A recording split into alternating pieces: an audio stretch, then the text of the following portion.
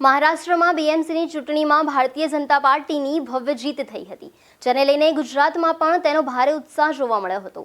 આ વિજયને વધાવવા માટે કોબા સ્થિત પ્રદેશ ભાજપ કાર્યાલય શ્રી કમલમ ખાતે ભવ્ય જશ્ન મનાવવામાં આવ્યો હતો। આ પ્રસંગે કાર્યકર્તાઓએ ફટાકડા ફોડીને આતિશબાજી કરી હતી અને ઢોલ નગારાના તાલે નાચીને વિજયનો આનંદ વ્યક્ત કર્યો હતો। આ વિજય અંગે ભાજપના પ્રવક્તા ડોક્ટર અનિલ પટેલે નિવેદન આપતા જણાવ્યું છે કે આજે મહારાષ્ટ્રમાં ઉદ્ધવ સેના અને કોંગ્રેસનો વાસ્તવિક પરાજય થયો છે। આ જીત એ વડાપ્રધાન નરેન્દ્રભાઈ મોદીના વિકસિત ભારતના સંકલ્પની જીત છે।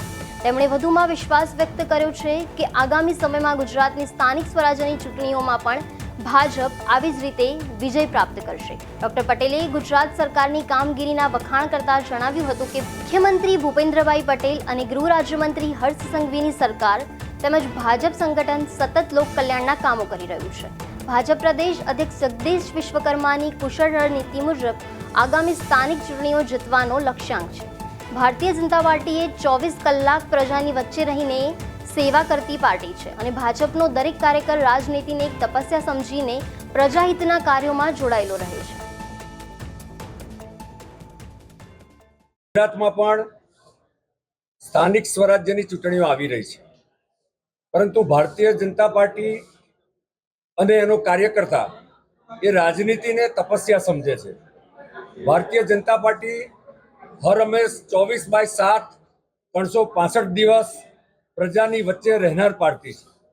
ભારતીય જનતા પાર્ટીનું સંગઠન અને ભૂપેન્દ્રભાઈ હર્ષભાઈની સરકારની જે લોક કલ્યાણની કામગીરી છે અને ગામ ગરીબ છેવાડાના વંચિતને જે રીતે આ સરકારે લાભ આપ્યા છે, નરેન્દ્રભાઈ મોદીની સરકારના પણ જે લાભ મળ્યા છે, એના કારણે અમને સંપૂર્ણ વિશ્વાસ છે કે સ્થાનિક સ્વરાજ્યની ચૂંટણીમાં ફરી એક વખત ભારતીય જનતા પાર્ટી નરેન્દ્રભાઈ ભૂપેન્દ્રભાઈના નેતૃત્વમાં અને આદરણીય યશસ્વી પ્રમુખ જગદીશભાઈ વિશ્વકર્માની રણનીતિના આધારે એ જીત પ્રાપ્ત કરશે।